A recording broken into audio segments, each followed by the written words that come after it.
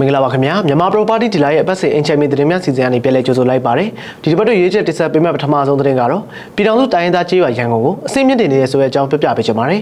2025-2026 ဘဏ္ဍာနှစ်အတွင်းမှာပြည်ထောင်စုတိုင်းရင်းသားကြေးရွာရန်ကုန်အစိမ့်မြင့်တင်နိုင်ရေးအတွက်အကောင့်တွေပေါ်ဆောင်ရွက်လျက်ရှိနေရလို့သိရပါတယ်ဒါအပြင်2025-2026 ဘဏ္ဍာနှစ်ပြည်ထောင်စုတိုင်းရင်းသားကြေးရွာရန်ကုန်အတွင်းမြေယာရှုခင်းနဲ့ပန်းလာစိုက်ပျိုးခြင်းတင်ဒါလုပ်ငန်းဆောင်ရွက်ပြီးစီမှုစိတ်ခံဘော်ဒရာတောင်းတူးခြင်းလုပ်ငန်းဆောင်ရွက်ပြီးစီမှုရိုးရာအိမ်များနဲ့ပြည်ထောင်စုတိုင်းရင်းသားကြေးရွာရန်ကုန်အစိမ့်မြင့်တင်ခြင်းလုပ်ငန်းများဆောင်ရွက်နေရလို့လည်းသိရပါတယ်ပြည်ထောင်စုတိုင်းရင်းသားကြေးရွာကို2002ခုနှစ်ဒီဇင်ဘာ28ရက်ကစတင်ဖွင့်လှစ်ခဲ့တာဖြစ်ပြီးတိုင်းရင်းသားများရဲ့ရိုးရာရည်ကျင်းမှုအသုံးဆောင်ပစ္စည်းများတိုင်းရင်းသားရိုးရာအိမ်များဒလိထုံတဲ့အစင်လာများကိုပကတိအနေထားအတိုင်းတစုတစည်းရဲ့လေးလာနိုင်အောင်စနစ်တကျထိမ့်သိမ်းပြတ်တာထားတာဖြစ်ပြီးနှစ်စဉ်ပြည်တွင်းပြည်ပခီးသွားဧည့်သည်များဝန်ထမ်းများကျောင်းသားကျောင်းသူများအပန်းဖြေလေးလာရေးလာရောက်ကြတယ်လို့လည်းသိရပါတယ်နောက်တစ်ပုံအနေနဲ့ဒေတာတွင်းဖွံ့ဖြိုးတိုးတက်မှုကိုအရှိန်မြင့်တင်စေရန်အတွက်ဒဝယ်လေးစိတ်ကိုအဆင့်မြင့်တင်မယ်ဆိုတဲ့အကြောင်းပြပြပေးချင်ပါတယ်ကုန်တင်လျင်ကြီးများဆင်းသက်နိုင်ရန်ပို့ကုန်သွင်းကုန်လုပ်ငန်းများပုံမှုအဆင့်ပြေစေရန်နဲ့ဒေတာတွင်းဖွံ့ဖြိုးတိုးတက်မှုအရှိန်အဟုန်မြင့်တင်ရန်အတွက်ဒဝယ်လေးစိတ်ကိုအဆင့်မြင့်တင်ခြင်းများဆောင်ရွက်နေပြီဖြစ်တယ်လို့သိရပါတယ်လက်ရှိအသုံးပြုနေတဲ့ဒဝယ်လေရင်ခွေမှာပြည်လန်းရှည်ပေ12000နဲ့အကျယ်ပေ100ရှိပြီ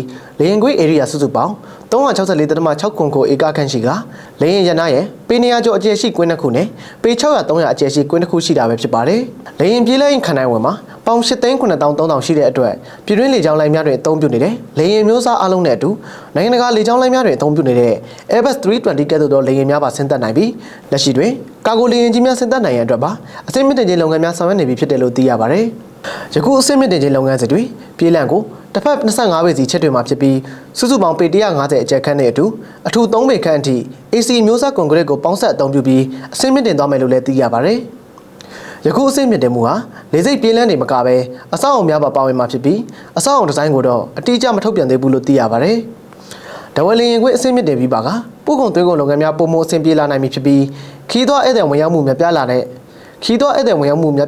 ပြင်ဒဝယ်ဒေသတွင်အကောင့်တွေပေါ်မဲ့ဒဝယ်အထူးစီးပွားရေးဆောင်စီမံကိန်းနဲ့ပတ်သက်ပြီးလဲများစွာအကျိုးရှိလာနိုင်တာပဲဖြစ်ပါတယ်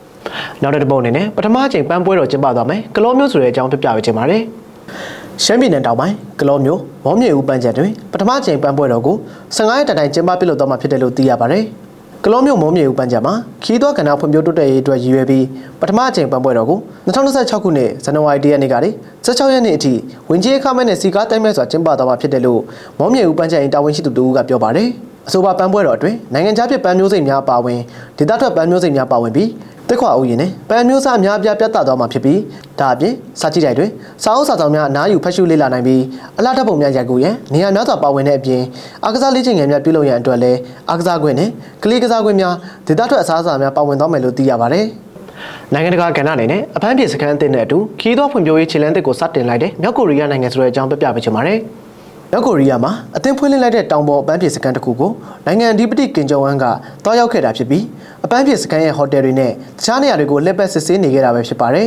။စန်ဂျီအောင်ဒေသမှာဖွင့်လှစ်ထားတဲ့ဒီပန်းဖြေစခန်းဟာကမ္ဘာလက်ခီးသွားတွေကိုဆွဲဆောင်နိုင်မှာဖြစ်တယ်လို့ပြည်သူတွေအတွက်လည်းစိတ်ပန်းဖြေစရာနေရာတစ်ခုဖြစ်လာမယ်လို့ KCNA ကဆိုပြီးကင်ဟာပန်းဖြေစခန်းရဲ့ဟိုတယ်တွေကနှွေးထွေးပြီးတတောင့်တတရှိတာကိုအရန်သဘောကျချီးကျူးခဲ့တယ်လို့ KCNA ကဖော်ပြထားပါတယ်။လက်ရှိတွင်ဟိုတယ်9လုံးတိစောက်ထားတာဖြစ်ပြီးဟိုတယ်တိုင်းတွင်အစိမ့်မဲ့စားတောက်ဆိုင်များရေပူဆိုင်များနဲ့ဇိမ်ခံနေရာများစုံလင်ပါဝင်မှာဖြစ်ပြီးဒီလိုအပန်းဖြေစခန်းတွေမြောက်ကိုရီးယားရဲ့ကမ္ဘာလက်ခီးသွွားလုပ်ငန်းဖွံ့ဖြိုးတိုးတက်ရေးရည်မှန်းချက်တွေမှာအလားအလာကောင်းတွေပိုင်ဆိုင်ထားတဲ့ဆိုတဲ့အထောက်အထားတွေဖြစ်ကြောင်းလည်းကင်ကချီးကျူးခဲ့ပါတယ်။အခုလိုအပန်းဖြေစခန်းတွေဟာတာမန်မြောက်ကိုရီးယားနိုင်ငံသားတွေရဲ့ဝင်ငွေနဲ့လက်လန်းမိနိုင်ပါမလားဆိုတာကိုတော့တိတိကျကျမသိရသေးပေမဲ့လေ့လာသူတွေကတော့အစိုးရပိုင်စက်ရုံတွေမှာအလုပ်လုပ်တဲ့ဝန်ထမ်းတွေရဲ့အခြေခံလစာဟာတစ်လလုံးကိုမှ$3ပဲရလိမ့်ရှိတယ်လို့ဆိုပါတယ်။ဟုတ်ကဲ့ပါခင်ဗျာနောက်ပတ်ဒီမှာလည်းစိတ်ဝင်စားဖွယ်အင်ချယ်မီသတင်းတွေကိုထပ်မံတင်ဆက်ပေးအောင်မှာဖြစ်လို့ကျွန်တော်မြန်မာ property ဒီလာရဲ့ပတ်စင်အင်ချယ်မီသတင်းများအစီအစဉ်ကိုစောင့်မျှော်ကြည့်ရှုပေးကြပါလို့ပြောကြရမယ်ကျွန်တော်တို့ရဲ့အစီအစဉ်ကိုဓမ္မပေးနာဝင်ပြပါခင်ဗျာ